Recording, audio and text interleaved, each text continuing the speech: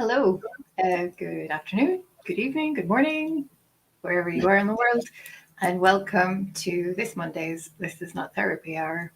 My name is Marie. I'm an executive functioning coach with Effective Artistry, and I'm joined as always by Brandon Tessers, LCPC and Clinical Director of Effective Artistry. How are you doing today, Brandon? I am doing well. How are you? I'm good, thank you. Yeah, glad to be here. We've got a good topic for discussion today, so I'm looking forward to getting into it. But I'm going to set a little alarm to remind us to finish on time. So I'm going to do that now. Yeah, I have a 2:00 session today. So we've got to get out of here on time today. If you're joining us in the chat, whether you're on Twitch or Facebook or joining us live on YouTube, welcome. Thank you for being here, and we hope you enjoy the conversation. We hope you join the conversation today. So feel free to add your thoughts and comments in the chat and ask questions of Brandon or of myself as we go along. And if you decide that there's something else on your mind that you want to talk about, then let us know and we can take the conversation in a different direction.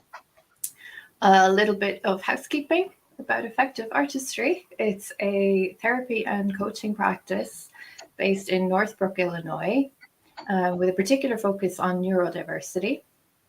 And therapists are licensed to work with anybody in the state of Illinois, and coaches at Effective Artistry can work with you anywhere in the world as long as you have an internet connection. If you'd like to know more about us, you can go to the website, effectiveartistry.com. If you have ideas for topics you'd like us to discuss on the Monday chat, you can find us on Twitter, Instagram, Facebook, and on TikTok. Margaret Chouse, one of the therapists, solicits ideas and topics for conversation over on TikTok. So just search for Effective Artistry and you'll find us there. I think that's all housekeeping. Yeah. So, great. Let's get a note. I am in a different office. We're moving, and we're in the same office suite, but we're growing here at Effective Artistry, so I've had to shift my office to what used to be the conference room. So in the process of that, so there's no art on my walls, and it is totally bothering me that there's no art on my walls. I like the color scheme, though. It's very calming. I'm good. I'm glad. Yeah. Thank you. Yeah, and that's great news. Practice is expanding. This is fantastic news. Yeah, doing well. We do a particular kind of a thing. That's what we're doing on stream all the time, and I'm excited to talk about the topic today. And people are looking for that kind of stuff. Yeah. So let's get into it. This is a topic we have kind of tiptoed around, skirted around, discussed briefly a few times. And I'm just going to pull up some of the questions we've got so far. But the topic is basically around the concept of intelligence. What the heck do we mean by intelligence? Are there different ways of defining or measuring intelligence? Well, we know there are ways of measuring intelligence. What are the pros and cons of doing that?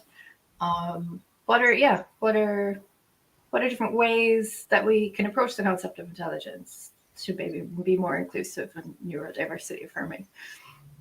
So I know you have thoughts on this. Oh, so many. Yeah, looking forward to hearing them. I guess as usual, we start off with the basic. What do we mean when we say the word intelligence? And this one is, so I think the best thing to say first off is that intelligence is a construct, like love. Think of it like love, right?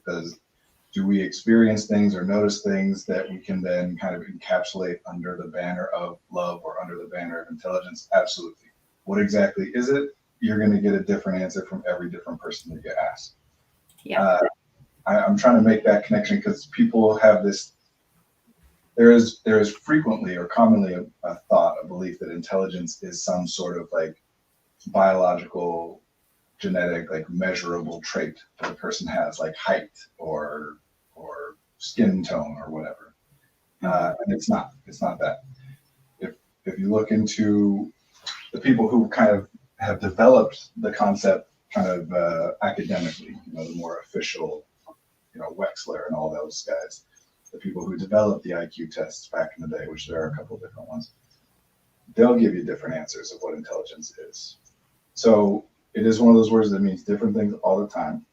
But I think the way that it's most commonly used in our culture is just to talk, is a reference to this idea that there is some trait, some quality that a person has that is static within that person, but varies from that person to somebody else, that just makes you better at anything and everything. That's mostly how it's discussed, right? Yeah. That anything you do well, we can say you're smart, and anything you don't do well, we can say you're not smart. No wonder my tea's been leaking. My tea mug is cracked. I just found that. All right. Anyway, distracted.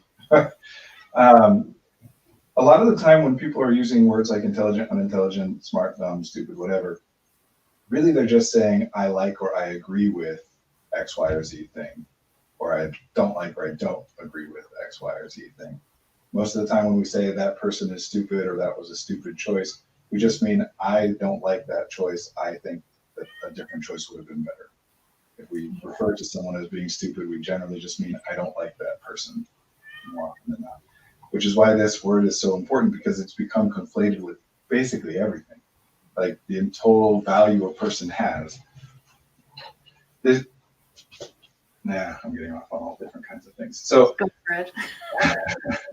So generally, that's what people mean when they say intelligent. They just mean some not totally measurable, but we're certain that it exists, trait that explains why some people experience success more easily or more commonly than other people, but they tend to kind of make it across the board. Mm-hmm. And that doesn't exist. You can't, No. IQ, what's that? Life happens. Right, like with all this stuff, it's just, how would we know? How would we measure that? How would we separate out all the variables to say, oh, this doesn't have anything to do with, for example, the resources that you have access to, or the experience. Also, we know that people get better at things in a broad sense the more that they do those things, and there is only so much time, there's only so much energy. You cannot do everything faster and more than everybody else. That's just not how it works to be human. So it's kind of a harmful concept in that sense, that we can just say, oh, you're intelligent. And I'll say that by the standard reckoning of intelligence, which is primarily focused around academic success, I'm a very, very intelligent person. I've been told my whole life that I'm very intelligent. I have a really high IQ on the IQ test, and I don't think most of that stuff means anything. I don't know. I think sometimes when people kind of come at this, it tends to be put out there as, oh, that person is unintelligent or whatever, and that's why they're having a problem with the concept of intelligence. So I just kind of want to make it clear. I have gained and I stand to gain from the idea of intelligence as a thing, and I think it's not a thing, and I think it's important to address that. So, past all that, generally, if you ask somebody, what do you mean by intelligence? What is intelligence? More often than not, people are going to say some version of the ability to adapt to new information or acquire new information and figure things out quickly. Something like that. Like the ability to learn quickly, which again is, learning to fish is different than learning your times tables, right? There are different types of learning, but we kind of broadly throw that all together. There are so many different ways of talking about this and what people mean by it. It helped me. I'm going to just run on forever. Help me separate it out into different things. So we have a few questions here. So we have this concept of intelligence that we're kind of aware of, and I would have been growing up. I would have been labeled intelligent, smart, and whatever. But I would also have been labeled book smart, but not street smart. Right. Yeah. So that brings us to concepts of social and emotional intelligence, and so there are other ways, right, of defining this, depending, it's context dependent too, right? Although traditionally it just tends to focus on academics. See that. So what we're talking about is the theory of multiple intelligences, and different people break it down in different ways. that there are different ways to be intelligent. And one, like you mentioned, that's been very popular, especially over the last 10 years or so, is emotional intelligence, or EQ, Yeah. which I think that's kind of like when we call someone a shopaholic, that like the alcohol part comes from the alcohol, like, so to say shopaholic, they're addicted to shopahol, whatever. IQ stands for intelligence quotient. So to say EQ would mean emotional quotient, not have intelligence involved at all. Yeah. Just kind of adopting. But anyway, here's my problem with the theory of multiple intelligence. It's not that people are good at different things. That's self-evidently true, obviously true. We know that some people are better at X and some people are better at Y and blah, blah, blah. The problem is that it legitimizes this idea of intelligence, that instead of saying, well, intelligence is at most a very finite and limited thing that we're measuring through academics, and it doesn't matter for everything all the time, all places, no matter what. Instead of that, we're saying, oh, well, yes, being good at anything is a version of intelligence. So then we're just reinforcing this idea that intelligence is still just a word that means good at whatever, like well suited for whatever. And it glides over anything. Like, what is it that makes somebody, let's talk about the IQ, the academically focused. What is it that makes somebody perform or behave in such a way that we measure and say, oh, they're intelligent, they have an IQ? What is it that makes them perform or behave and react in such a way that we would say they have a high EQ or kinesthetic intelligence or any other thing, right? Like, if we just write it off as intelligence, this nebulous thing that a person certainly has, without ever exploring it further than that, it just turns into basically some people are good at stuff and some people are bad, and there's no understanding it and there's no point in talking about it. It's kind of ridiculous. So let's talk a little bit about context then. So one question we have here is the construct of intelligence inherently racist and classist? There we go. Yeah.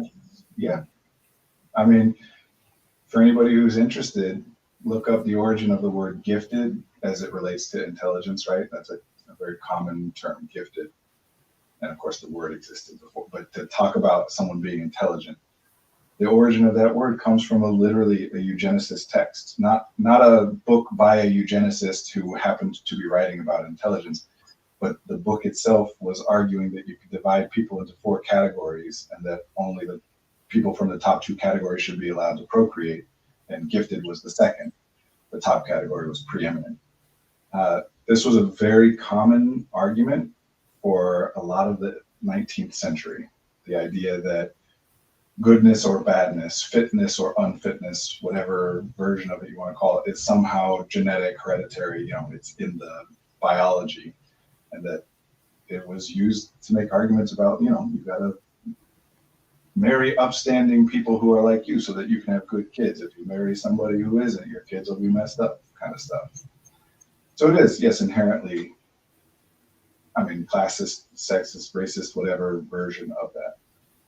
Now, how it's applied is a little different than that. Doesn't mean it's not those things. It is those things, probably even more than it inherently needs to be, right? There's some element of it that is racist, classist, etc., that has been built into it over time that it wouldn't inherently need to be. But no matter what you do in changing the system, the idea that person A and person B, person A is better in some undefinable way at everything, or at least at a set of skills, acquiring new information, adapting to new information, whatever, at a set of skills which applies to everything, that applies to anything a person can do, then yes, you are.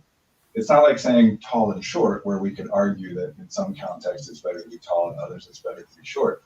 This is something where we would be saying it's always better to be intelligent. Like, if you go with that standard definition of intelligence, that's my question for you is, in what context would it be better to be less intelligent than more intelligent? And nobody can answer that question because of how we talk about that word. It just means good at everything. And that's a huge problem, especially when it comes to neurodiversity and mental health, mental illness, that whatever framework you want to use to talk about this. The idea that some people are innately and inherently just better at everything than other people are with no explanation is really problematic. Yeah. For people on both sides, by the way, too. I mean, there's a lot of overlap between, former gifted kid or ex-gifted kid and people who are discovering that they're neurodivergent or identifying as neurodivergent as adults. There's a ton of overlap in this stuff. Yeah. So that concept of it gets in the way. And I should say, 15 minutes in, I suppose, but I think there is utility, just like with love or with confidence or courage, any of these constructs, there's utility in these words, in these constructs. They exist for a reason. We use them. And I think there is some stuff that's worth exploring in terms of what we might want to actually call intelligence, like what definition we would want to apply to it. But we can't get to any of that before getting through this whole thing that right now, for most people, when you hear intelligent, it just means good. Mm-hmm. Yeah. So you mentioned people finding out later in life that they might be neurodivergent, and how that connects to intelligence. How does that show up for people in the classroom or outside of the classroom? So before starting Effective Artistry, I worked at a practice, the Center for Identity Potential, that specializes in working with gifted and twice exceptional people, which, just real quick, twice exceptional is a term that means gifted and also with a learning disability.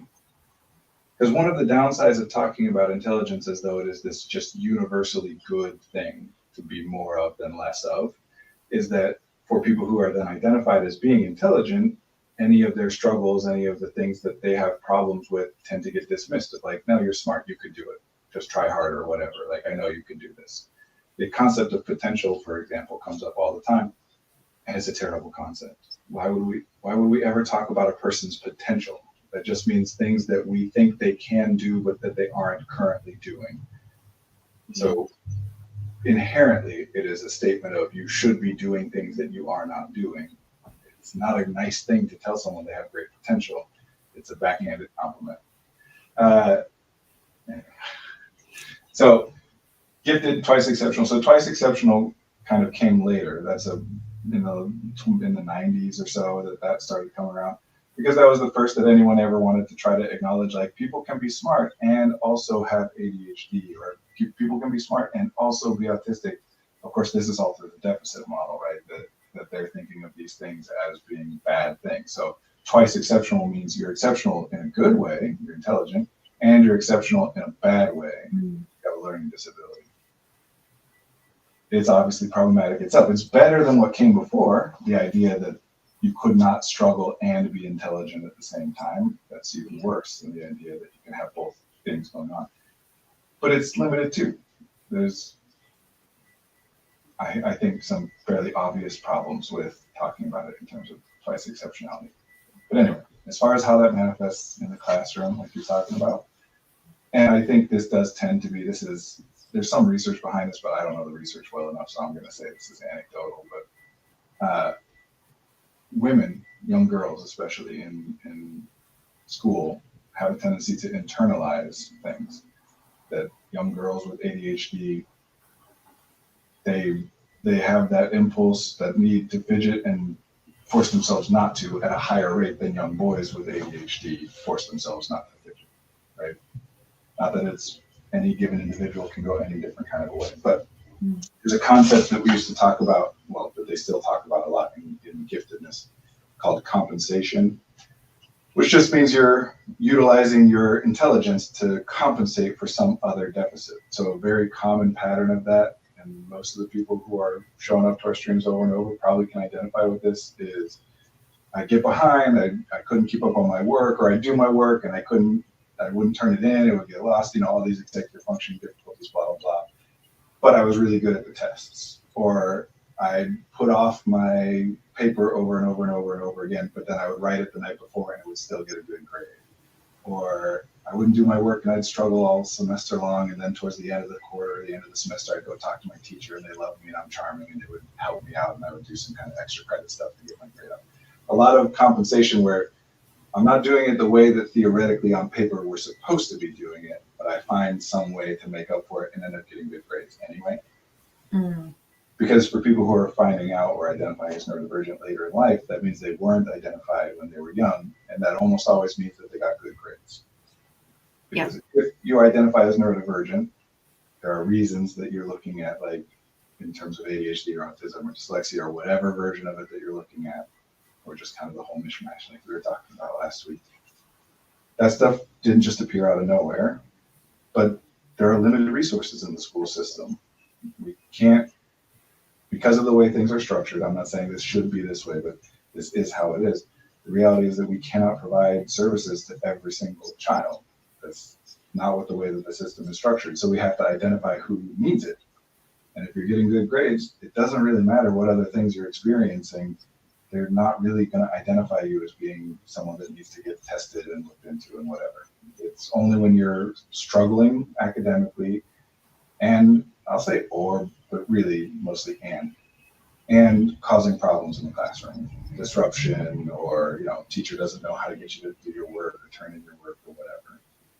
Pretty rare that if you get good grades and cause disruption in the classroom that you still get evaluated for ADHD. Although I think that's becoming more common these days. So that's what it looks like. A lot of teachers' pets, for example, like, I don't know. Like we have in class. Yeah. Or, they're so wonderful, they're really bright and quick, but they talk too much. All that fun stuff. Mm-hmm. In the classroom. But I don't, I always want to be careful about giving a pattern that people then are going to identify as like, oh, that's me and that means XYZ, or oh, that's not me and that means something else. Yeah, for sure. Like for my own experience was everything went fine until halfway through college. The first time the wheels just came off, I just hit a wall. I had no study skills to speak of because I was really good at getting my work done the night before. I didn't really need to study for a lot of stuff. And that gets you so far, but it's not sustainable. In the work I used to do in giftedness, we would talk about that we call it hitting the wall. That all of a sudden you go from a straight A student to a straight F student, like out of nowhere, and everybody's confused and doesn't know what happened. And it's because of like what you're talking about. Your way of getting through gets you through until it doesn't, and once it doesn't, you don't have a different way of getting through, so it just falls apart completely. And it does. There are certain transitions where we see it happen more frequently. 3rd grade to 4th grade, 5th to 6th, or grade school to middle school or junior high or whatever. Middle school to high school to college tend to be the big ones. And of course, it can happen at any point to anybody for a million different reasons. But one of the problems there is even this, the way you identified it, which is a common, like that's what we always used to talk about, right? That's what they still talk about in giftedness is because of your raw intelligence, which remember, what are we talking about? But we just assume there's something there.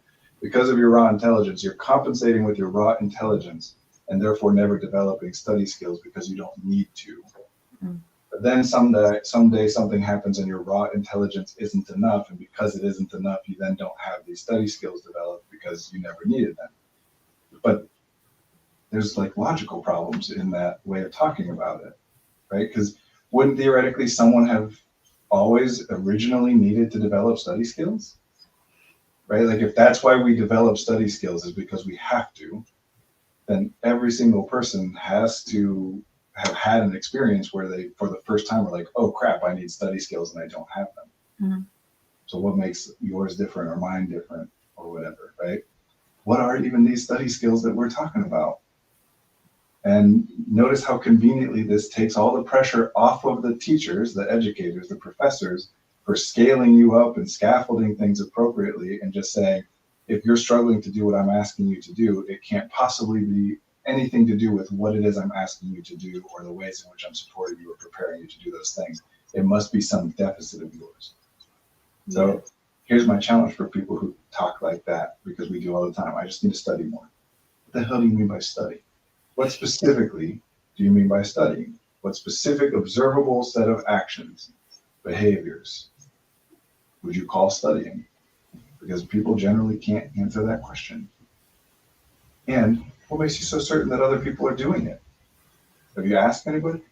Marie, you've been in academia for a long time. Have you ever seen anybody do all the things that theoretically are like mental image of a good hard study worker, good student. Have you ever seen anybody who starts all their assignments the day they're assigned and finishes them early and tracks everything? Never. Yeah. Nobody does. Yeah. Nobody does this. No. Nobody. And the idea that some people do, just like last week talking about neurotypical, it gets in the way of progress because it makes it a convenient explanation for why you're struggling. Why are you struggling? Because you're not doing this stuff that everybody else does, even though nobody's doing it. So each individual person is thinking, oh man, I'm just bad at my study skills and whatever. And everybody is struggling with the same stuff. Not in the same way or to the same extent, or not all the same.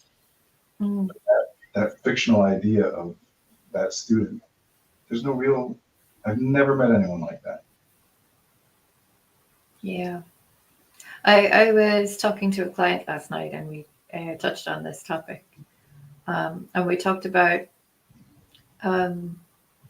kids who would be deemed disruptive in class or who, might have acted out once and upset or annoyed the teacher so much that they're sort of branded afterwards as problematic or a troublemaker. Yeah. And we talked about kids we've known who were actually really bright and insightful and had a talent for certain subjects and were bored to tears in other subjects, or who maybe needed to just get up and run around the classroom and burn off some energy.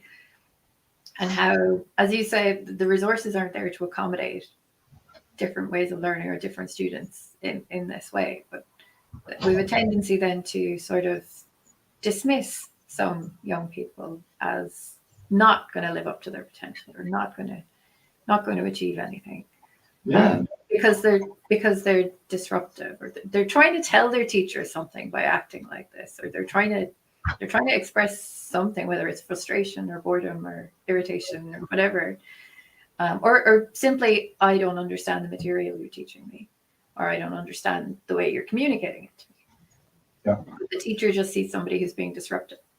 And as a way to kind of drive home the point about intelligence, that in that gifted, literally people who work in the industry, the gifted industry, refer to it as gifted land, that kind of world.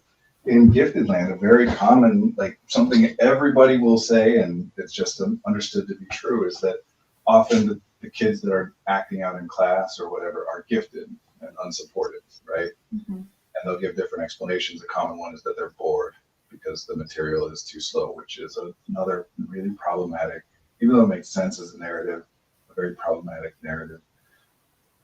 But anyway, well, guess what? If you're disruptive in class, they're not going to evaluate you for giftedness. The school is not going to jump to, oh, I bet this person is a gifted kid who's not supported well. So the kids who are disruptive in class, but then get evaluated and found out, oh, it's actually that they're gifted or twice exceptional. Guess who those kids are? The ones whose parents can afford private evaluations, which cost thousands of dollars, right? Right. So, yeah, here we're back to classism and racism and sexism and all the isms. Even within, like, without intelligence, just this is kind of off topic talking about intelligence, but I think it's worth noting that young white boys are very disproportionately likely to get diagnosed as having ADHD. Young black boys are very disproportionately likely to get diagnosed as having what's called ODD, oppositional defiant disorder, a disorder that basically just means they do stuff that adults don't want them to do. Literally in the diagnostic criteria, one of the symptomatic requirements is that they engage in behavior which annoys people around them. That's like an actual, it's in the book. So they could be engaging in the very same behavior that their white classmate could be engaging in, but it'll be viewed completely differently because Sure. And what's more than that isn't annoyance also kind of individual? So doesn't that kind of depend on who it is you're around? Like leaving even race and other things aside of it, like one teacher might find what I'm doing to be charming and engaging, and another teacher might find it to be annoying. So it's just luck of the draw, right? Mm-hmm. It's a ridiculous, this whole thing is ridiculous. And everything made sense every step of the way. This is why I always go back, or at least so frequently go back and talk about the history of things, because I think it's important to understand why things became the way that they are, mm-hmm. so that we can see the value in it. Otherwise, again, we're just going to write it off as like, oh, everybody's a monster, and the secret, whatever people that rule the world are doing all this stuff that's monstrous on purpose, which, maybe that's true. But if it was true, then the things that we would do to try and change things are based around that idea, which tends to not be useful, as opposed to, no, everyone's doing everything that they're doing for reasons, and we need to understand those reasons.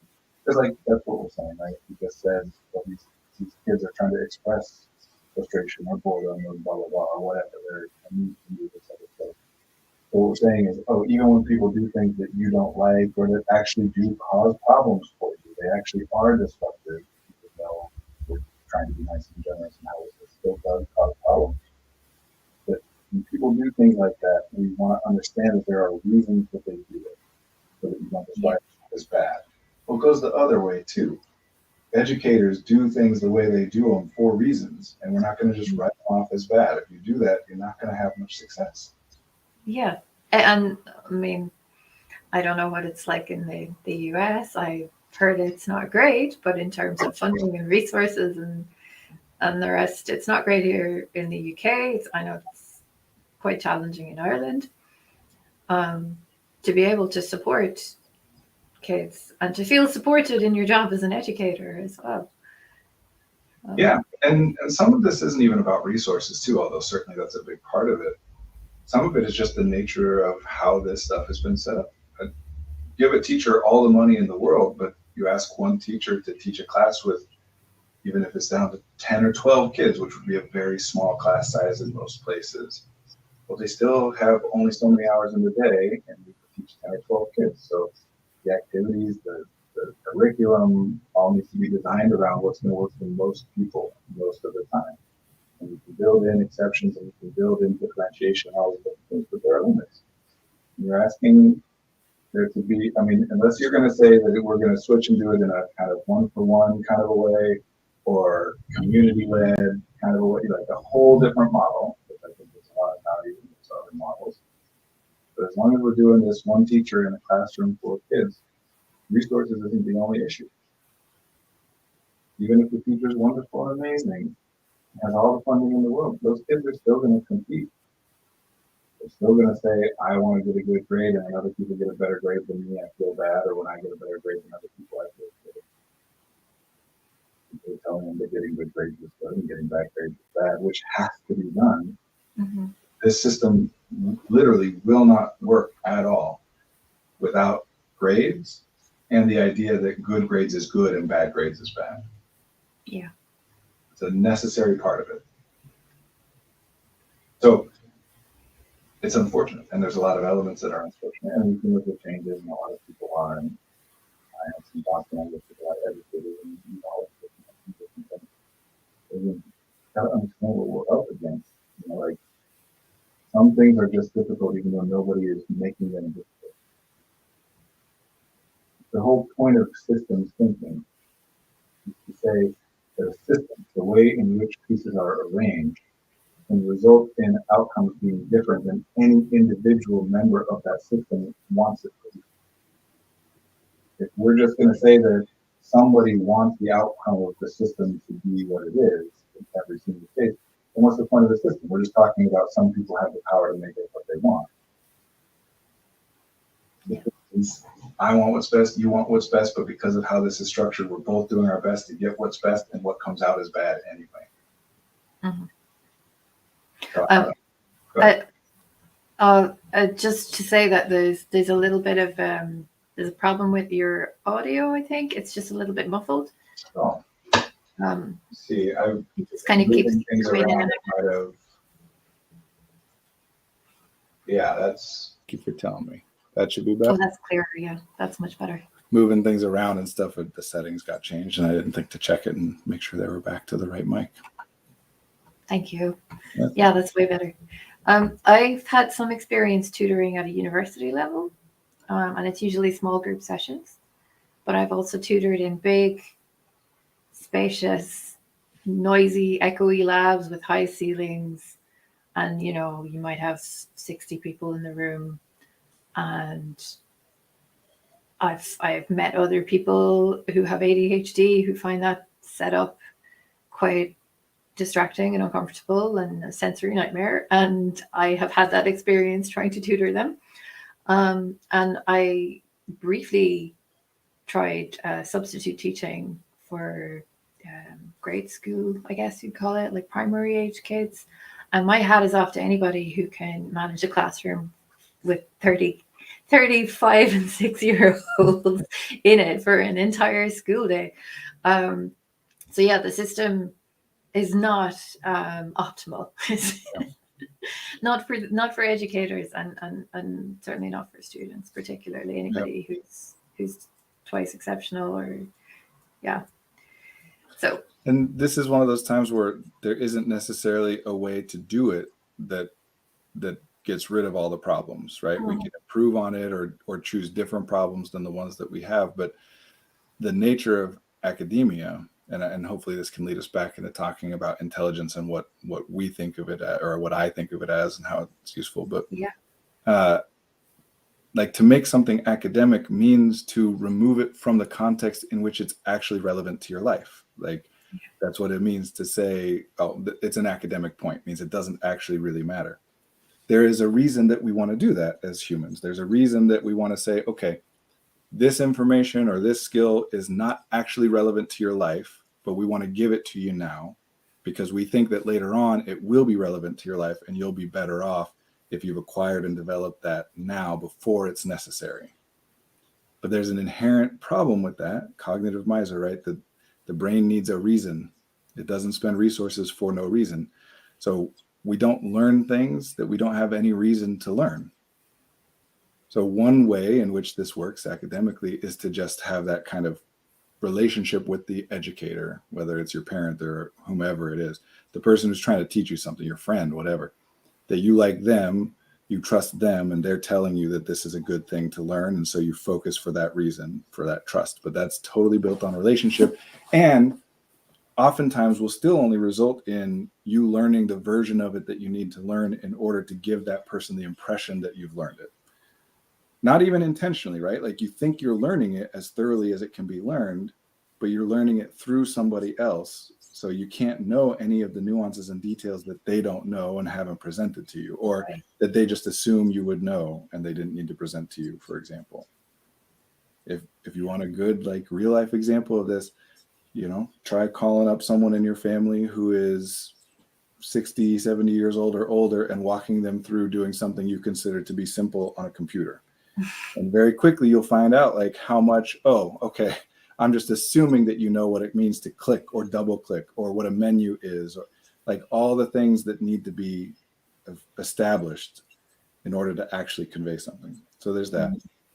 Another way to do it is to do what we do is grades. We make it relevant in an arbitrary way. We say, if you learn this thing, even though it doesn't actually matter in an observable way intrinsically in your life, but it matters because I will think better of you or less of you, or I will reward you or I will punish you. I'll give you a good grade if you do it, and I'll give you a bad grade if you don't.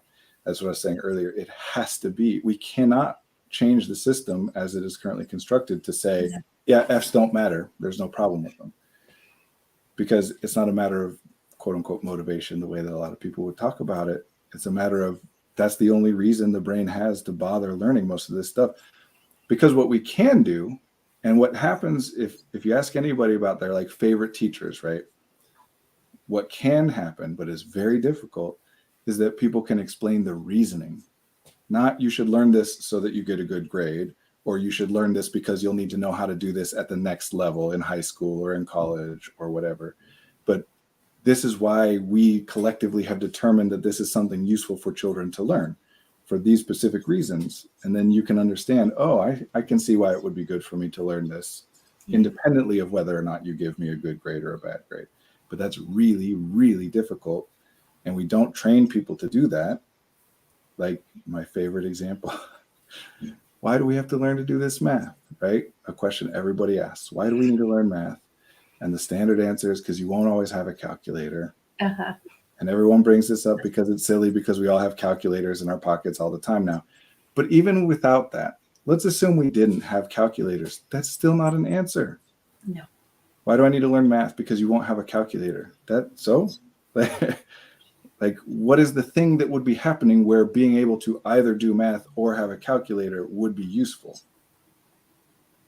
And no one can explain that to these kids, because no one really has an answer for it, honestly. For most of the math that we teach, not all of it, but for most of it, there isn't an answer, at least not the way that we teach it. I think there are good answers for why people should learn math, certain types of math, and in certain ways, but they don't work with the way that we currently generally teach math. It's a very like linear and memorization focused. If we teach it as a language and a problem solving set and reasoning and logic, I think that's very across the board useful. Yeah. Otherwise, like, I don't know. When's the last time you used any math beyond, hell, even pre-algebra, right? Like, when's the last time you did a matrix or balanced an equation? Like, yeah. When's the last time you looked at an equation where it was even relevant to take a term from one side of the equation and eliminate it by subtracting it from both sides or whatever? I don't, people say, well, you got to do your taxes. You don't do that on your taxes. Nope. So, but then you got the other side of it is, well, we have to have some large scale way to be able to determine. If we just put kids in a classroom and say, well, let's rely on the teacher to just know what they're doing and pick the curriculum, then any individual teacher could be teaching kids things that were like, no, that's incorrect, or no, that's not useful, or so we have to have some way to standardize it. And then that brings us back to, well, then we're teaching every teacher to teach the same thing without teaching them why we're asking them to teach it, other than because it's the curriculum and I have to. Yeah, we're not just changing students by doing that. We're shortchanging the teachers as well. Yeah, and there's not a solution. No.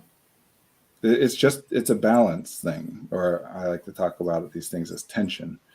That the more you go in one direction, the further you're getting from the other side, and you go too far and it causes problems, so you correct and go back. But then you get too far and it causes problems, and you correct and you go back and you try and dial it in as best you can. But this isn't just like being human, right? Like we talk about, like there's not a way to go to therapy or any other process and learn a set of information and skills and now you're good forever. There's no way to create a process here that's just going to work forever and it's no problem. We look at the problems, we address them and correct them, identify, and then those things are going to cause new problems. And when it does, we got to be ready to address and correct that stuff. Because otherwise, what are we doing? Yeah.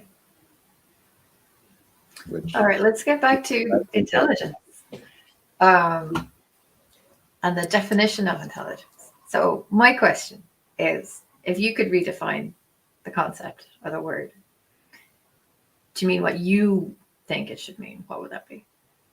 So I do use the term intelligence to mean two different things. One is just an ability, a mechanism that all humans possess, like sight, right? Not a comparative statistic that I have more sight than you have or whatever. The other is more of that trait. So we'll start with the first. Intelligence, my favorite way to define it for people, because it really just gets people's attention. Intelligence is the ability to distance yourself from reality. And we all have it. Ooh. We all utilize it. What it means is, in the conscious space, the point of what consciousness is whatever it is, however it's come to be, and we have no idea, but whatever it is, I can be aware of things and do things in that space which have no relationship to the physical environment around me. I can imagine things that are not located in any physical way in my environment. Including, by the way, I'm not just saying like dragons and whatever. I'm saying like I can imagine what's going to happen 2 hours from now, which has none of what I'm imagining. Oh, I've got to remember to run to the grocery store later. Like I'm not at the grocery store. Later doesn't exist. Only now actually exists. So if we only can pay attention to the physical reality around us, that's very limiting. We have no ability to project into the future and say, well, this would be the best thing to do right now in this moment. But if I do this other thing instead, that'll pay off later on.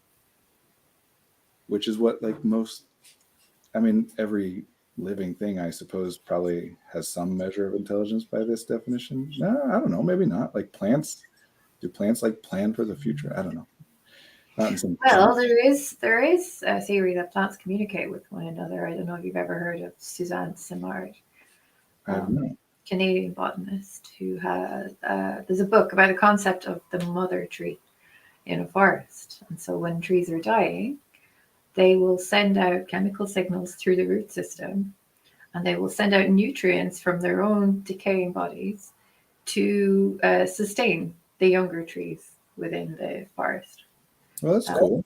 Yeah, so it's a form of intelligence. It's a method of communicating to keep. See, so the way that we're talking about it necessitates consciousness, the ability to conceptualize a time or a space which is not the current time or space. Because otherwise, it's just stimulus response, right? Mm-hmm. Like I eat, if I get hungry and I eat, that's just a stimulus response that involves no consciousness. If I am not hungry and I eat because I'm thinking, well, I won't have another chance to eat until blah, blah, blah, then that involves consciousness, and that's intelligence. So in that particular, not that obviously there's all kinds of complexity to it that I don't know, but my base understanding of it would be that it doesn't necessarily mean there's intelligence there. It could just be that in response to the things that are happening when a tree is dying, which is the stimulus, then the response is it sends out those other things. Mm-hmm. There's no conscious state of I'm doing this because I'm imagining a possible future in which it would be beneficial to do this. By that token, then, is intelligence something that's innately human? I think, well, it certainly is much more, humans do it much more by, orders of magnitude than anything else. I don't know, I'm not a biologist and I couldn't say, but my guess is that no, it's not only humans that do this.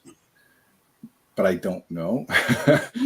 And it's a construct. I don't even know how we'd really measure. Like, how would we really say that a squirrel isn't consciously thinking about the winter when it's burying nuts? It's just following an instinct, right? And then we got to ask the same questions about humans. Well, how can we say that I'm not just doing what I'm doing as an instinctual response to whatever? It's just a very complicated one that I can't observe, all the workings of. I don't know. It gets into this whole. But it's certainly something we do more. Mm. And from self-report, from my experience and from the experiences that people share, which I assume that I'm understanding to some level of, not completely accurately, but to some extent, it's something we all do. Like we know, we zone out, right? Like I'm not present.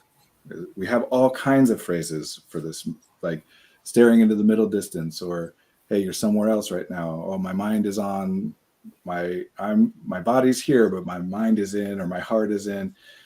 We have an ability to observe some form of information or something and interact with it that does not originate in our physical environment. So being away with the fairies is how we say it at home.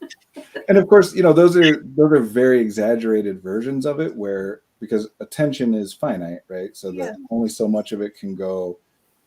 There's a reason that like certain activities that we do get us out of our head, because the attention has to go to the physical environment and we don't have anything left for going here.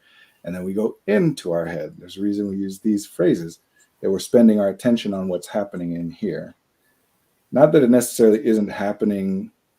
It might be happening even when we're not paying attention to it, but how would we know? Like, who's going to observe it? You have to observe it. So what would that?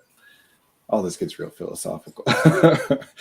But I think that's a useful way of talking about intelligence as a mechanism, as a thing. It's a way of referring to the fact that we can engage with stuff in our conscious space. Mm.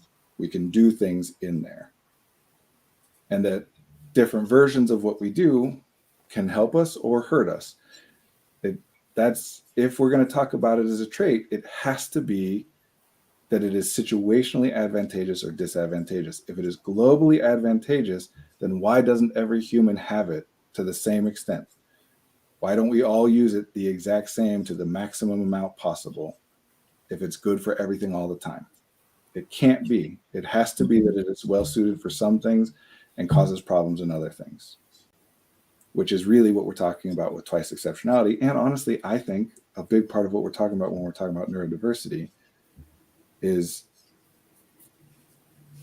in order to identify as neurodivergent, you have to have a concept of yourself and somebody else, or the norm or whatever, and they have to be different. Well, your concept of somebody else and what's happening in their head is not in your physical reality. You're thinking about it. That's conscious thought. That's intelligence, right? Like, in order to be neurodivergent, I think means that you are utilizing intelligence perhaps disproportionately to the utility of it, right? Like, you think about stuff more than is always helpful. Right. That's what autism, by the way, like, again, one of these words that everybody says and nobody thinks about. Root word auto, A-U-T-O, self. Autism, it was named for, the idea of it when it was named was that these are people who are in their own world, meaning they're in their conscious space, that they're not paying much attention to the physical reality of the environment around them proportionately, right? Enough to navigate it, walk, right? Enough to whatever thing that they're doing, but not enough or not in the way necessary in order for them to do whatever thing I am thinking that they should do in this moment. Sometimes accurately, right? Like, sometimes there are things where it's like, no, it actually would be, to the best of anyone's knowledge, beneficial if you were to do this and you're doing this other thing instead. I'm not trying to make it all judgmental. I'm just No. As you say, though, it's about how we are observing somebody else's behavior. That's how we define it, right? Yeah. So to me, when I'm talking about intelligence as a trait, what I'm talking about is the predisposition to utilize intelligence, the mechanism, as a problem-solving technique. In other words, when a problem occurs, when I become aware of a problem, I could theoretically do something right then and there, just physically engage in some behavior intended to solve the problem, or I can think about it and try and run through these scenarios, because that's what this is for, right? That's the advantage of this, is to say, I can imagine, and I can't do it perfectly. I can't predict the future. I can't know what will happen, but various different things, experiences and knowledge, whatever, help it so that my ability to make predictions is more useful or less useful in particular ways. I could just do something, or I can think, well, what if I did this? How would that go? Okay, fine, not so great. What if I did this other thing? Well, that's better. What if I did this? Oh no, that's terrible, right? Like, it's a completely physically safe space to run these scenarios, to say, what if I blank? So, very common, by the way. We don't have time for all the ego dystonic intrusive thought stuff, right? When you think things that you're like, oh, does that mean something bad about me? Super common one. You're driving down the road and you just think, what if I just swerved off the edge of the road? Especially on high, twisty mountain paths, like, or a bridge where swerving off the edge of the road would be terrible. The glitch is that sometimes people will then say, like, oh no, does that mean I want to? No, it doesn't mean you want to. Your brain, your consciousness, what it is for is running scenarios. What if this? Oh no, that wouldn't be good. I shouldn't do that. What if this? Yeah, that would be good. I'll do that to the best of my ability to determine. So to me, when I say intelligence, I think this is the best way to encapsulate the versions of it that people are talking about all the time, right? This does lead to academic success, for example, is I go into my head more easily, more frequently. And every time we do a thing, it becomes easier to do it. So every time I'm presented with a problem, I think. That makes it easier to think the next time and think the next time and think. The problem is that thinking isn't always good. Yeah. That's the part that needs to be recognized. It's not that intelligence that people are talking about doesn't exist. I think it does. I think it's this. And it just needs to be understood that if you're twice exceptional, it's not you're intelligent and also have this bad deficit thing. It's just like being tall or anything else. Here's the value, and here's the cost, and here are the downsides. It's harder for me to spur myself into action, right? Like, if I'm thinking more, and it therefore is easier for me to think in response to something, to try and process information and run scenarios before doing something, then conversely, that means it is harder for me to do something. And hey, look at that. We just explained almost all of ADHD right there. Harder for me to get into doing something, but very easy for me to think about stuff. Yeah. even when I'm doing stuff, it's hard for me to get my attention on the thing that I'm doing, because instead I'm paying attention to the things that I'm thinking. Same with, we talked about autism just a moment ago, that if we think about it as disproportionately spending attentional resources on the conscious environment, the cognitive environment, rather than the physical environment, doesn't that explain a lot all of a sudden? Especially if you start tracking things over the course of a person's life, where if I'm hearing things constantly, right, and then learning and developing an ability to sift through that information and respond to it physically, and some, connecting it to reality and whatever. If I hear things less frequently because I'm spending my attention up here, and then the physical sound and the environment doesn't call my attention as frequently, then my ability to utilize that information might be less developed than if I was hearing everything all the time. Yeah. Super common version of this is in, call it language processing. That's a very common way of talking about it. Cognitive miser theory. If I only need to hear 2 words out of the 20 that you said, and my brain can just fill in the gaps of what you probably meant, and I can then respond to you in a way, and you respond to my response as though my response made sense, then why would I listen to all 20 words? So a lot of it is that. Intelligence, another way of talking about it, is pattern recognition, pattern prediction, and data extrapolation, where if I'm going to count 1 to 10, single number at a time, and I say to a group of people, okay, I'm going to engage in a pattern here. As soon as you recognize the pattern, take it over, right? 1, 2, 3, 4. I might get to 8 before somebody says, oh, 9, 10, I got it. And we would say, wow, that's slow. They didn't recognize that pattern quickly. I might get to 3 and someone says, oh, 4, 5, 6, I know where you're going. I might get to 2 and people might say 3, 4, 5. The problem with it is the earlier you recognize that pattern, the faster you move, but the less certainty you have that you've gotten the correct pattern, because the less data you have to suggest. What if I was not doing 1, 2, 3, 4 all the way to 10? What if I was doing the Fibonacci sequence, which also starts 1, 2, 3, and you jump in after 3, right? The earlier you jump in, the less likely it is that you are correct. Yeah. So look at all the problems that are caused by us thinking we got enough information to basically understand what something meant, or what somebody was going to do, or I know where this is going. Somebody asks us a question and we don't answer the question. We respond to the point we think that they're eventually trying to make based on the question that they asked, and imagining where that conversation will go. And now we just explained a whole hell of a lot of social difficulties and communication difficulties, right? Right. I'm really sorry to say that we're out of time. But I would like to pick this up next week if that's okay with you, because it would be really nice to talk a little bit more about people who are smart but stuck, twice exceptional, and the scaffolding that we can put in place to support people, whether in the classroom or the workplace. I like talking about this stuff. That'll be fun. Yeah. All right. Thank you for stopping us, Marie. I appreciate it. And I hope your next session goes well. And thanks for being here, everybody. And Thank you, everybody. Brandon.